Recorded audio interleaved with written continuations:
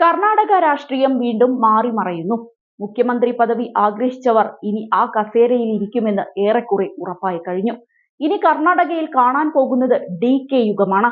BJPയെ നേരിടാൻ DKയെ പോലുള്ള വജ്രായുധം ആവശ്യമാണെന്ന് വൈകാതെ മനസ്സിലാകും. സത്യത്തിൽ ഇന്ന് എല്ലാവരുടെയും ഇരയായി മാറിയിരിക്കുന്നത് മുഖ്യമന്ത്രി സിദ്ധരാമയ്യയാണ്. കേരളത്തിലെ അർജുൻ കാണാമറയത്ത് കഴിയുമ്പോൾ അവിടെ കർണാടക സർക്കാരിനെ പല സാഹചര്യത്തിൽ സംശയിക്കേണ്ട അവസ്ഥയുണ്ടാകുന്നു. കേരളം അർജുനു വേണ്ടി ഓടുമ്പോൾ മെല്ലെപ്പോക്ക് നയമാണ് പക്ഷേ കർണാടക കാണിക്കുന്നത്. ഇത് കർണാടക സർക്കാരിന് വലിയ പ്രതിസന്ധിയായി മാറിയിരിക്കുകയാണ്.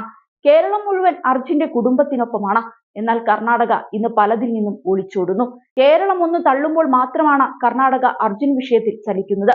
എന്തൊക്കെയോ പൊറാട്ട് നാടകങ്ങളാണ് കർണാടകയിൽ അരങ്ങേറുന്നതെന്ന് വ്യക്തമാണ്. ഏതായാലും മുഖ്യമന്ത്രി സിദ്ധരാമയ്യയുടെ ചീട്ട് കീറുമെന്ന് ഏറെക്കുറെ ഉറപ്പായി.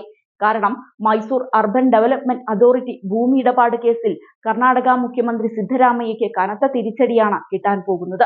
സിദ്ധരാമയ്യയെ പ്രോസിക്യൂട്ട് ചെയ്യാൻ അനുമതി നൽകിയ ഗവർണറുടെ നടപടി ബംഗളൂരു ഹൈക്കോടതി ശരിവച്ചിരിക്കുന്ന വാർത്തയാണ് നാം കഴിഞ്ഞ ദിവസം കേട്ടത്. തനിക്കെതിരായ അന്വേഷണത്തിന് ഗവർണർ താവർചന്ദ് ഗെഹ്ലോട്ട് അനുമതി നൽകിയതിലെ നിയമസാധുത ചോദ്യം ചെയ്ത സിദ്ധരാമയ്യയുടെ ഹർജി ഹൈക്കോടതി തള്ളി. ജസ്റ്റിസ് M നാഗപ്രസന്ന അധ്യക്ഷനായ സിംഗിൾ ജഡ്ജി ബെഞ്ചാണ് കേസിൽ വിധി പ്രസ്താവിച്ചത്. അഴിമതി നിരോധന നിയമത്തിലെ സെക്ഷൻ 17A പ്രകാരം അനുമതി തേടേണ്ടത് പരാതിക്കാരന്റെ കടമയാണെന്നും ഗവർണർക്ക് സ്വതന്ത്രമായ തീരുമാനങ്ങൾ എടുക്കാമെന്നും ബെഞ്ച് പറഞ്ഞു. ഹർജിയിൽ പറഞ്ഞിരിക്കുന്ന വസ്തുതകൾ അന്വേഷിക്കേണ്ടതുണ്ട് എന്നും ഹൈക്കോടതി പറയുന്നുണ്ട്. സിദ്ധരാമയ്യയുടെ ഭാര്യ പാർവതിക്ക് മുഢ മൈസൂരുവിൽ 14 പാർപ്പിട സ്ഥലങ്ങൾ അനുവദിച്ചു നൽകിയതിൽ ക്രമക്കേടുണ്ടായി എന്നതാണ് പരാതി.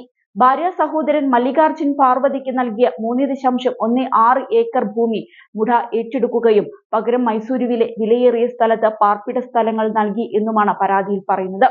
2014 സിദ്ധരാമയ്യ മുഖ്യമന്ത്രിയായിരിക്കെയായിരുന്നു പാർവതി മുഢയിൽ അപേക്ഷ നൽകിയത്. 2022 ജനുവരി 5-ന് സ്ഥലങ്ങൾ കൈമാറുകയും ചെയ്തു. സിദ്ധരാമയ്യയുടെ സ്വാധീനം ഉപയോഗിച്ചാണ് ഇവ നേടിയതെന്നും സർക്കാർ ഖജനാവിന് ഇതുവഴി 55.8 കോടി രൂപയുടെ നഷ്ടമുണ്ടായി എന്നുമാണ് പരാതിയിൽ പറയുന്നത്.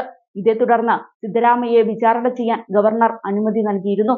ഇത് ചോദ്യം ചെയ്തുകൊണ്ടായിരുന്നു സിദ്ധരാമയ്യ കോടതിയെ സമീപിച്ചത്.